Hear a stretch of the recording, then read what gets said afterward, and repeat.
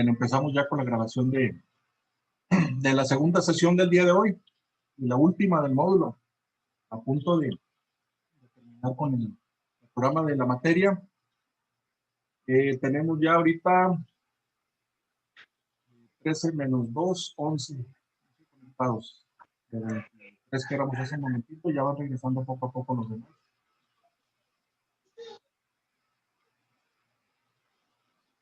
Ya tomamos agua, tomamos café. Yo aproveché para correr por un pan tostado con mantequilla. Muy bien. Vamos a reiniciar. Se van uniendo los demás para que nos alcance bien el tiempo. Nos quedamos entonces en uniones por ensambles mecánicos y estamos comentando de los elementos más comunes y más ocurridos en la industria, que son los tornillos, tuercas y pernos. ¿En qué se diferencia un perno de un tornillo? No es lo mismo un perno que un tornillo.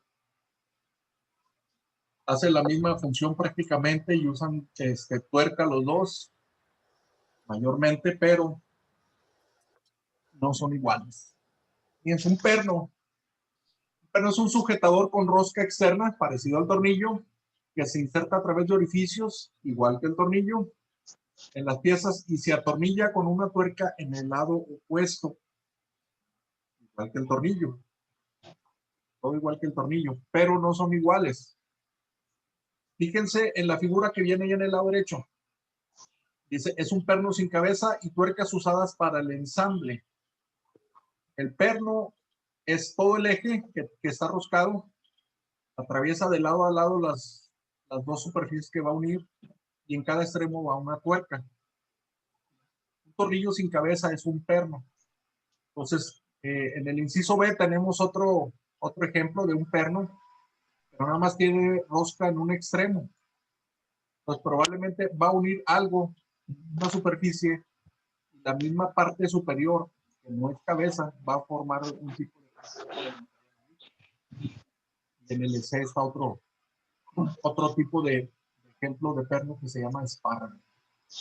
Normalmente los pernos sin cabeza se les llama espárragos si no poseen la cabeza normal de un perno. Se utiliza para ensamblar dos piezas mediante tuercas. Ejemplos, ahí vienen en las fotos. Es el perno roscado con dos tuercas y en medio de las dos tuercas va la superficie. Okay. Hay pernos también en forma diferente a la recta, como el que viene ahí en medio, en forma de U. Eso se utiliza, por ejemplo, para unir tuberías o para hacer trabajos diferentes a lo recto.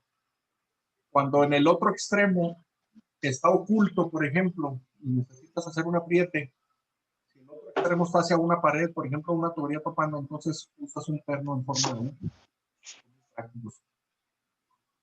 ¿Sí? Y bueno, tanto en tornillos como en pernos y en todo tipo de uniones se utiliza la famosa guasa, washer, arandela. Se utiliza con frecuencia en sujetadores roscados para asegurar la firmeza de la unión mecánica. Ese es el propósito primordial de una arandela, de una guasa, muchachos. Asegurar la firmeza de la unión mecánica. Entonces, hay diferentes tipos de guasas o de arandelas. Ahí vienen algunas fotografías. Normalmente es un anillo delgado, plano, de chapa de metal. Entonces, pero hay planos y también hay de otras formas, ¿no?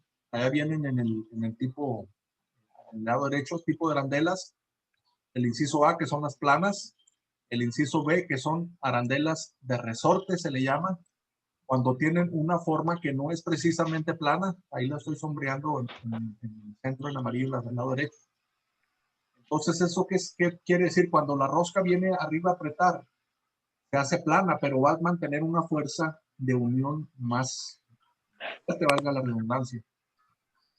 Existe la arandela de seguridad, o que le llamamos también de presión, que tiene un tipo en forma de estrella o forma discontinua del círculo para hacer una presión diferente sobre la unión a hacer mediante la tuerca.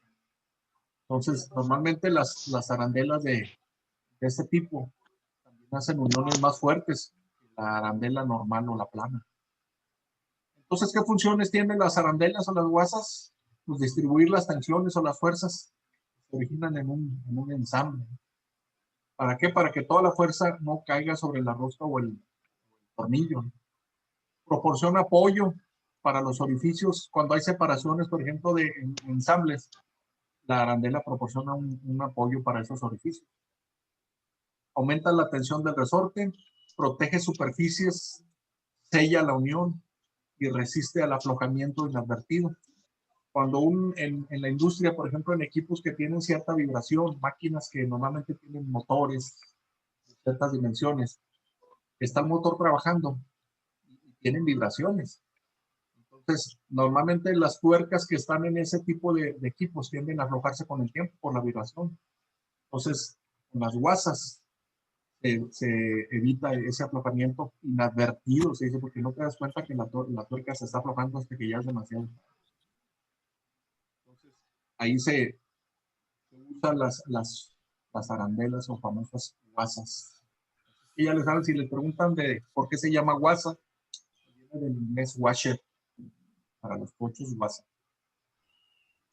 Y bueno, remaches, que es otra propuesta para unión diferente al tornillo o al perno. Estos no tienen rosca, normalmente es una punta con cabeza sin rosca que se usa para unir dos o más partes. Se utilizan mucho en el calzado, en diferentes tipos de uniones automotrices. No sé si les ha tocado ver allá abajo a la izquierda, puse una foto de una unión remachada. Cuando no nos alcanza el dinero y el carro se le cayó un pedazo, agarras un pedazo de metal y le haces que lo remachen. Ya después lo arreglas bien. Pero son opciones para hacer uniones. A veces se hacen temporalmente y duran para siempre, como en la industria sucede, ¿verdad? Okay. El lado derecho vienen 5 tipos diferentes de remaches y 5 tipos básicos. El sólido, tubular, semitubular, bifurcado y de compresión. Normalmente los que se usan mucho son las uniones remachadas la típica, la sólida, del inciso A. Viene una contraparte y se hace la unión como si fuera un tornillo con cabeza y tuerca en la contraparte, pero son muy prácticos, son muy rápidos de usar más que los tornillos, ¿no? Porque hay equipos que son las remachadoras y un remache lo aplicas instantáneamente, muy rápido.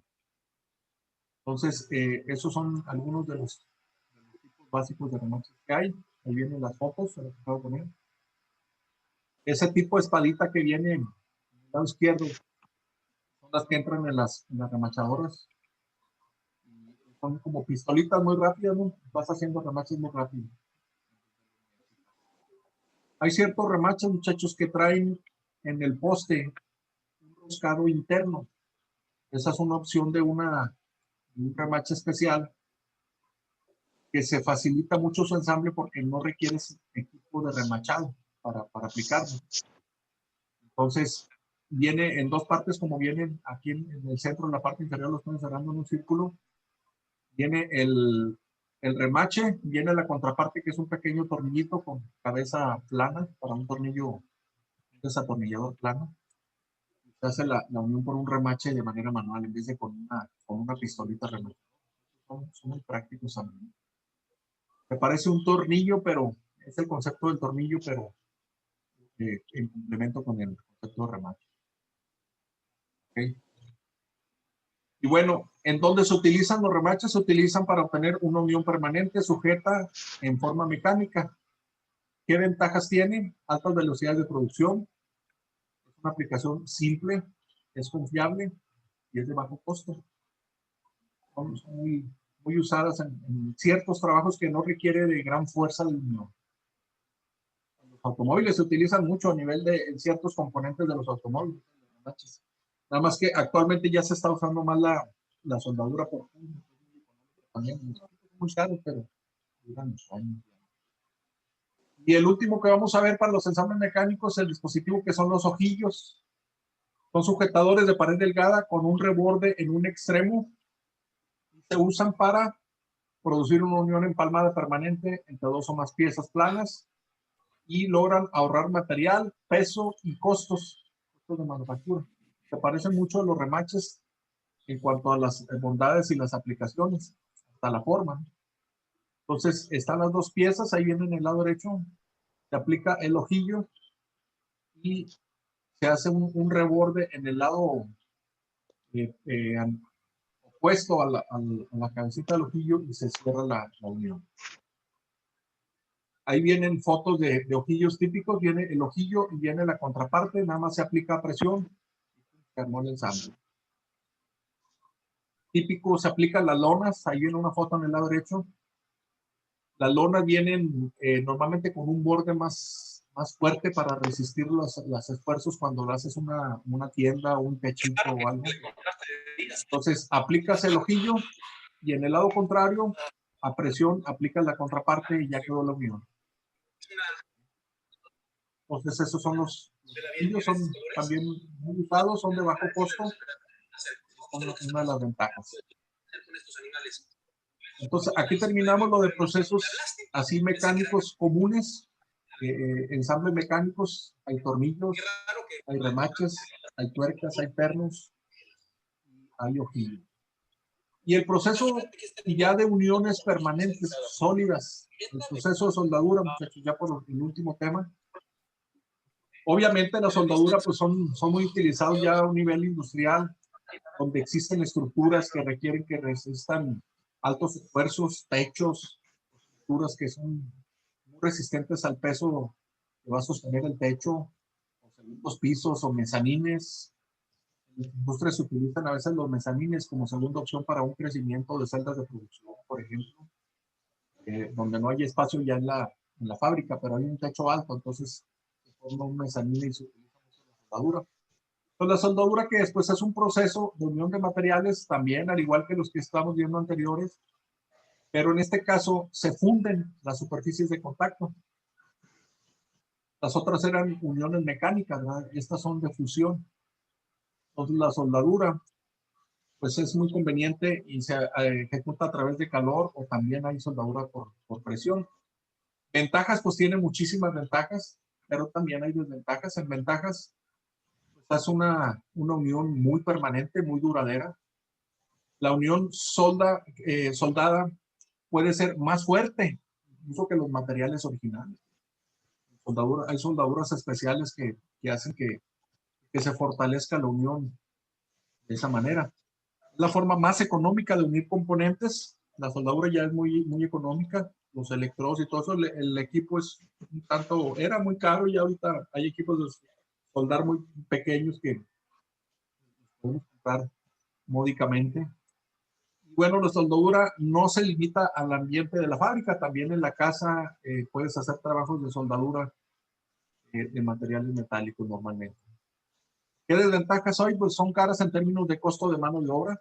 Un trabajo de soldadura es caro, por eso actualmente hay gente que, por ejemplo, quiere hacer rejas de sus ventanas, de sus puertas, y prefiere comprar una maquinita si va a hacer bastantes trabajos, porque la mano de obra normalmente es cara de soldadura. Son inherentemente peligrosos debido a que implican el uso de mucha energía, un buen voltaje, y requiere equipo de protección, ¿verdad? Como lo vemos ahí en la foto, guantes y careta. Hay quienes se confían y no usan la careta, usan la simple mano y al rato andan todos lampareados al siguiente. Entonces, y bueno, pues una de las últimas desventajas, no permite un desensamble adecuado. ¿Por qué? Porque son uniones muy permanentes, ¿no? Sí se pueden desoldar superficies, pero normalmente se utiliza ya un corte con un esmerilado o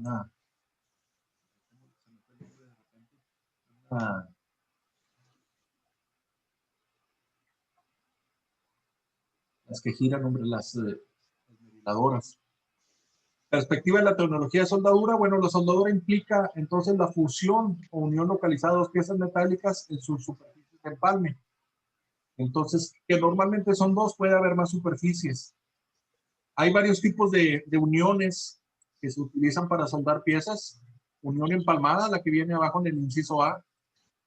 Unión de esquina, Entonces, ahí en esos, en los huecos que van quedando, ahí es donde se aplica la soldadura. Voy a tomar el color naranja. Ahí es donde se va aplicando la soldadura con un material que es el electrodo que se llama material de aporte. Entonces, ahí en esas partes es donde se va aplicando los cordones de soldadura. En la parte de atrás. Tiene unión superpuesta, que es la del inciso C. Unión en T, esta es muy socorrida en las estructuras a nivel industrial. Y una que se llama unión de bordes, que es parecida a la T, pero viene en forma semicircular las dos partes a unir. Entonces ahí se aplican los cordones de soldadura normalmente. Estos son los 5 tipos básicos de uniones: empalmada, esquina, superpuesta en T y de bordes. Muy bien. ¿Qué tipos de soldadura hay? Hay 2 grandes clasificaciones: por fusión, que es la que mayormente se conoce a nivel industrial y a nivel doméstico también. Y también existe la soldadura de estado sólido. Esas son pocos los procesos industriales que la usan realmente. Ahorita les voy a poner un ejemplo de esa. La que más se usa es la por fusión, la típica soldadura que conocemos, la autógena o por arco, ¿no?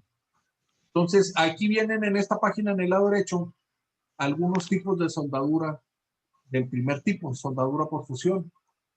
Es la soldadura con arco. Ahí vienen siglas en inglés, se le conoce aquí AW, Arc Welding.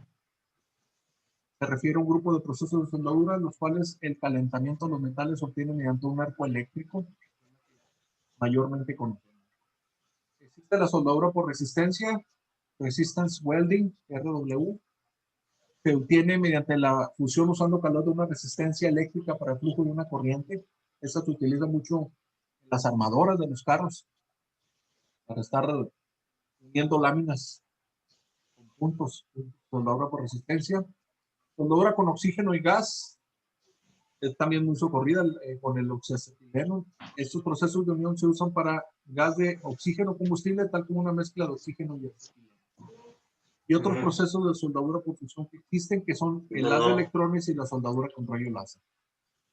¿Cuáles son las que más conocen, que han visto? ¿Sí? ¿Alguien quiere comentar algo? No. Okay, las más socorridas pues son la soldadura de arco y la de oxiacetileno. Estas dos. Ahí viene el concepto, pero normalmente en todo este tipo de soldaduras va a haber un relleno. Eso es importante. Hay un material de relleno y normalmente se aplica con un electrodo. Aquí está el electrodo del equipo, pero hay un electrodo que le llamamos normalmente que es el material de relleno, y son de materiales especiales dependiendo del material que vas a soldar, ¿no? Ya ese material de aporte que se le llama, o de relleno, genera la unión soldada, el cordón de soldadura. Ahí les puse una foto en el lado derecho. Son pocos los procesos. Yo únicamente este proceso lo vi una vez en un ensamblador aquí en Saltillo, de Tyler, de la RAM 1500, que es con rayo láser. Ellos tenían un proceso nuevo, una parte del tablero, y ingeniero curioso, les pregunté por qué usaban ahí láser, que era una tecnología nueva y cara de alguna manera. Y me comentaron que lo estaban usando en esa parte de la camioneta de la RAM 1500 porque tenían mucho rechazo, porque usaban antes soldadura eléctrica por punto o autógena, pero quemaban las partes del tablero. Tú sabes que una troca del año, pues si viene con una chispita de quemadura, de una salpicadura de soldadura, pues va a generar que devuelvan la camioneta. No cualquiera va a querer una camioneta del año con una imperfección en el tablero. Entonces ellos metieron en esa parte de soldadura con rayo láser. Es muy caro el equipo, creo que les costó $400,000 ese equipo. Entonces, sí son equipos muy caros esos. Ok, entonces la soldadura por fusión es la que más se utiliza. Aquí vienen diferentes uniones soldadas. En las diferentes uniones que hay, cómo se generan los cordones de diferentes tipos de uniones que hay en estos de unión por fusión. dependiendo de cómo colocan los materiales, es donde se va a hacer las uniones. La otro tipo de soldadura que les decía que es menos usada, menos típica, que es la soldadura de estado sólido. Existen estas tres: soldadura por difusión, que es de FW, soldadura por difusión, FRW. La que más he visto en la industria es la ultrasónica, USW.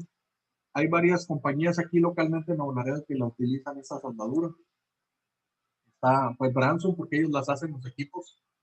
Branson Ultrasonics hace las soldadoras para esta tecnología.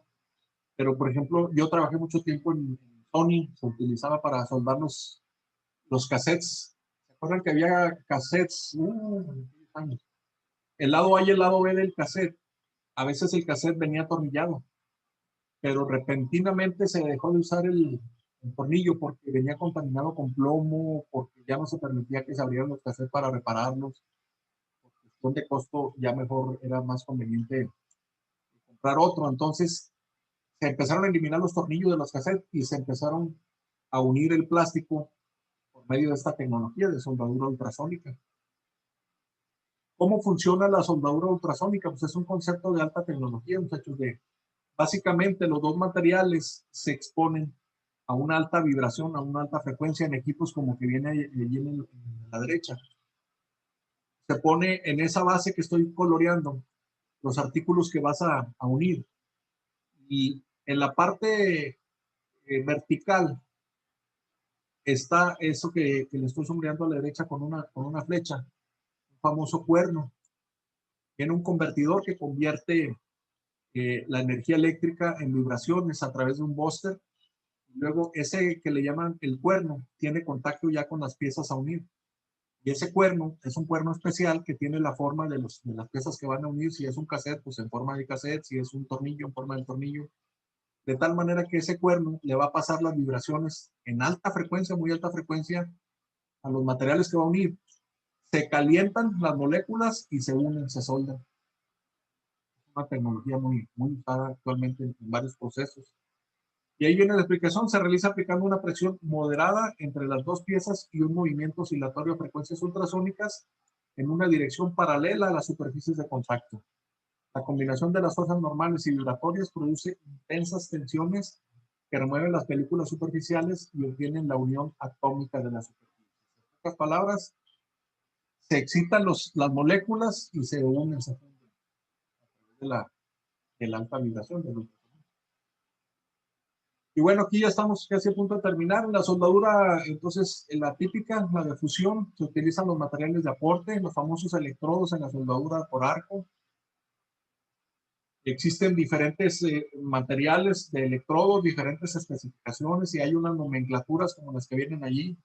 También se utiliza el microalambre para hacer soldaduras especiales a través de métodos eléctricos, y tienen su nomenclatura, todos esos electrodos o alambres. Ahí viene la E, que significa electrodo. El siguiente número significa la resistencia mínima, que son 60,000 libras por pulgada que va a resistir ese cordón de soldadura. Para todas las posiciones van a soldar, y el tipo de corriente que se va a usar. Entonces hay cierta nomenclatura para los electrodos y para los cables. Hay tablas que te dicen, dependiendo de lo que tú vas a soldar, qué es lo que es más adecuado para usarse, ¿no? Y en qué presentación vienen. Cajas de 20 kilos normalmente vienen los electrodos y características de cada uno. Entonces, la persona que va a soldar hace su selección de acuerdo al trabajo que vaya a realizar. Ya no necesitas inventar la rueda. Ok, y pues obviamente esos electrodos se llaman material de aporte, acuérdense. ¿Por qué? Porque aportan material para hacer una unión sólida. Y hay de diferentes materiales: hay de aluminio y silicio, de cobre fósforo, cobre zinc, oro plata, que son para uniones especiales. Obviamente, por ejemplo, si vas a unir 12 superficies de plata, pues no vas a usar un material de aporte de cobre, ¿eh? Se va a hacer una unión no adecuada. Entonces se tiene que usar un electrodo con el material de aporte dependiendo de la superficie. Y cada uno de los materiales diferentes pues tiene una diferente temperatura de fusión, ¿verdad? El oro y la plata tienen baja temperatura de fusión comparada con el cobre. Las aleaciones de plata y el oro y plata, 150 y 730, pero el cobre tiene más calor, 1120 grados centígrados. Y ahí viene, pues, en esos materiales de aporte de electrodos, en qué tipo de metales se puede usar, ¿verdad? El cobre en soldaduras de aleaciones, el cobre zinc para aceros y hierros, son los que se utilizan, aceros inoxidables, se utiliza el oro y la plata. Entonces, dependiendo de los materiales que usar, son los materiales de aporte o electrodos que hay que usar. Y bueno, finalmente, la soldadura blanda, así se considera incluso a la soldadura por alguna razón blanda. Y hay la soldadura rígida, que es la eléctrica. Se requiere cierto equipo y materiales, ¿no?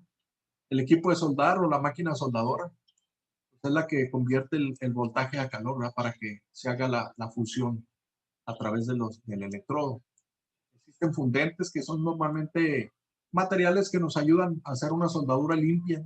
Se utilizan también a nivel de tarjetas electrónicas estos fundentes. Existe la soldadura por resistencia a niveles de electrónica. Por ejemplo, esas pistolas que vienen ahí son cautines que se utilizan para este tipo de soldadura por resistencia. Y existe la soldadura con soplete para ciertos materiales de plomería. Por ejemplo, se utiliza mucho este concepto de soldadura por soplete. Y en electrónica se utiliza el concepto de soldadura suave en olas. Ahí viene unas fotos de tarjetas electrónicas, cómo se van insertando las tarjetas electrónicas y los componentes en las tarjetas electrónicas. Y en la parte inferior quedan las patitas donde se les va a aplicar el material de soldadura. Y por abajo va un dispositivo aplicándolo, ¿no? Se le llama soldadura suave en olas. Y por último, la soldadura fuerte, que es la que les decía que se usa mucho en la industria automotriz. La soldadura fuerte es una soldadura por medio de electricidad, y ese es el proceso de unión de dos piezas mediante calor y un material de aportación que se funde a una temperatura por encima de 427 grados centígrados por debajo del punto de fusión de las piezas a ser soldadas. Esa es una de las grandes ventajas de la soldadura fuerte. Entonces, las partes a ser soldadas casi no se calientan. Por eso se utiliza mucho en la industria automotriz.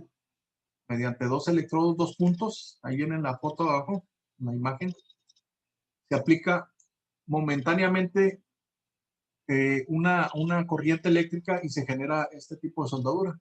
Mientras los dos materiales que están siendo unidos no se calientan mínimamente, momentáneamente, se enfrían rápido. Ahí vienen algunas fotos de ejemplos, cómo esos dos electrodos se utilizan mucho en la industria automotriz. Ahí ven cómo ese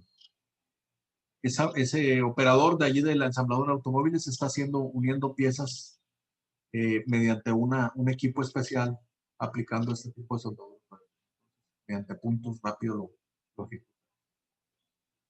Okay. Sí les he comentado, bueno, en la industria automotriz yo he tenido varias experiencias yendo a las ensambladoras. ¿Saben cada cuánto sale un vehículo en una planta ensambladora promedio? Hay una línea de producción, hay un conveyor, varias líneas, ¿verdad? Pero cada cuánto sale, por ejemplo, una RAM 1500 de allí de la línea de producción. ¿Cuánto le estiman? Una camioneta del año. Una idea. Cada hora, cada 2 horas, cada 30 minutos, cada... ¿Cuánto? ¿Cuánto, José? Cervantes, el que... 10 por hora. Pues digo que una media hora más o menos. Una media hora. Por ahí andas, pero es más abajo. Sí. Yo Porque creo que pues depende nomás del vehículo también. más abajo. Sí, es más abajo.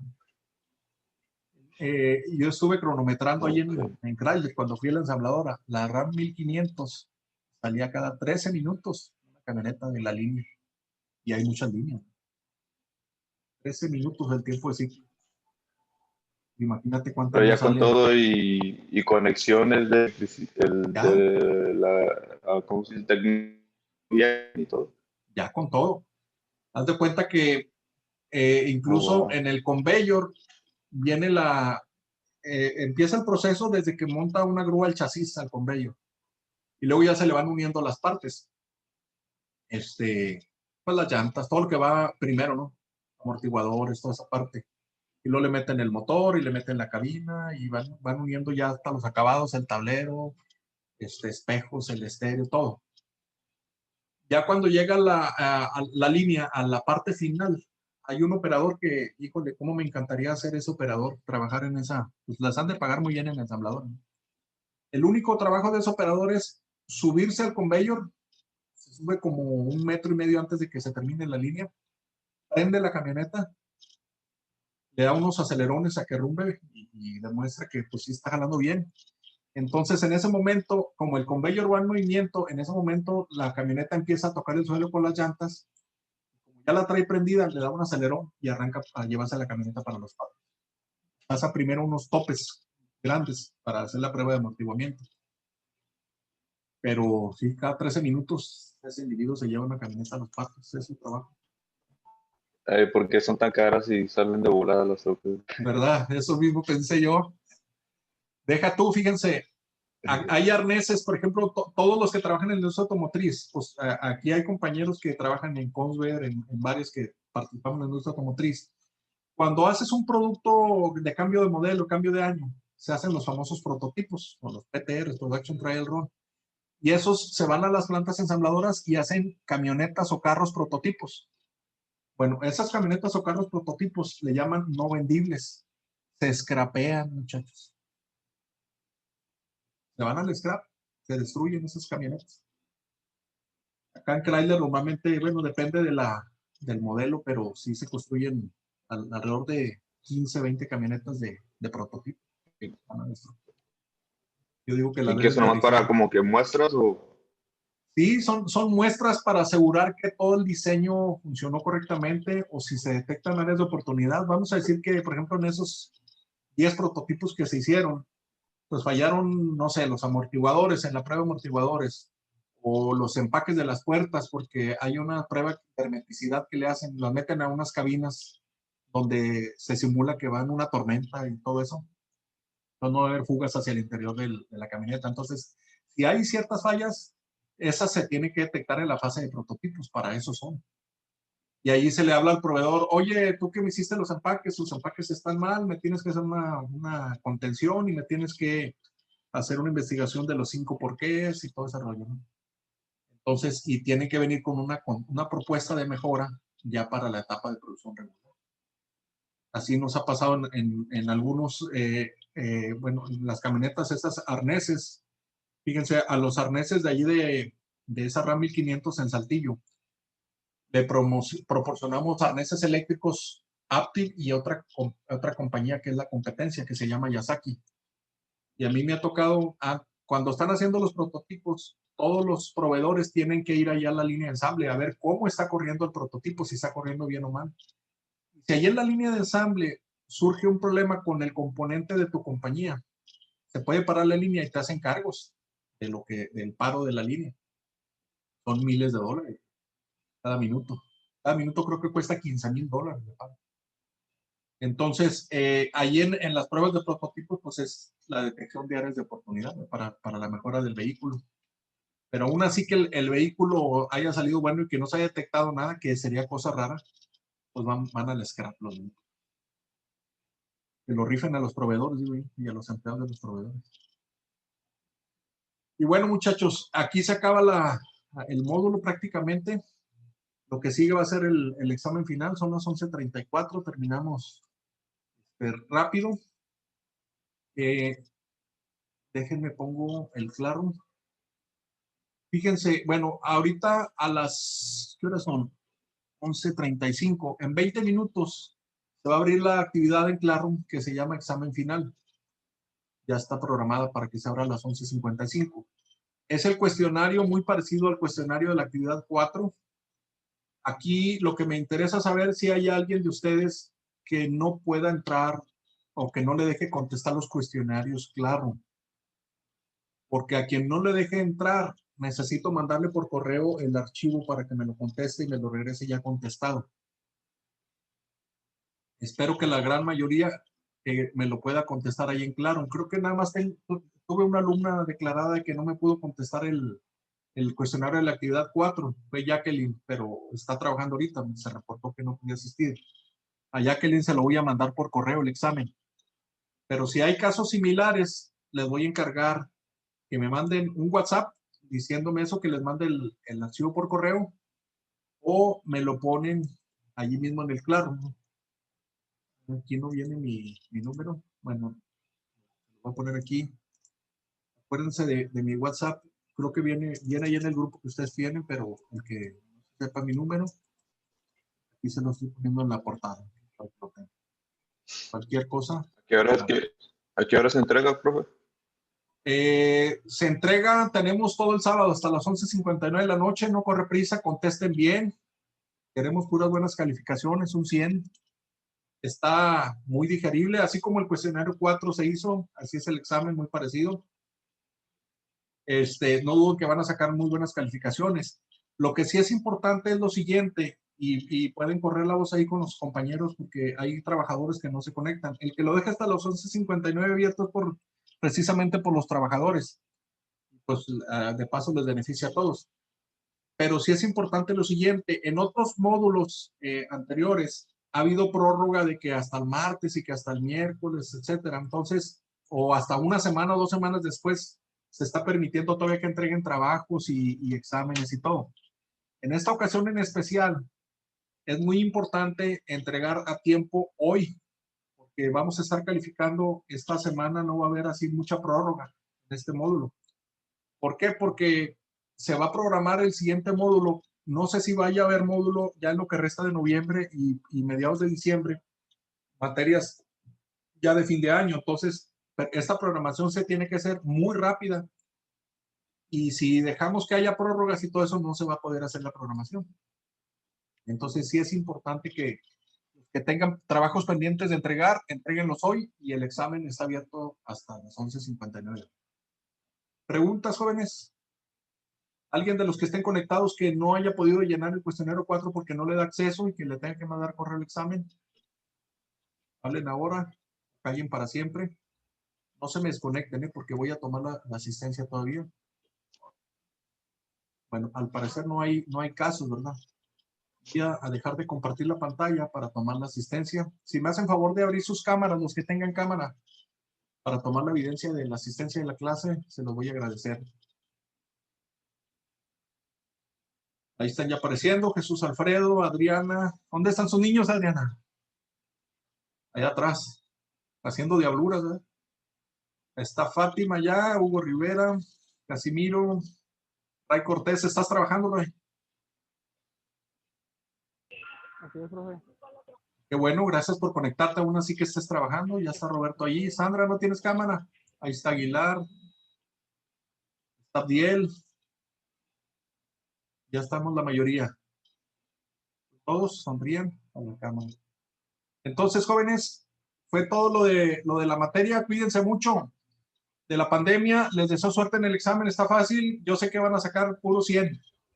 ¿Okay? Cualquier cosa, los que no puedan acceder, ahí está mi WhatsApp en la portada de la presentación de la clase. ¿Ok? Cuídense mucho, muchachos. Ya está, profe. Gracias. Lo estamos viendo. Gracias por la atención en la materia, como siempre. Gracias, profe. Cuídense mucho. Yes.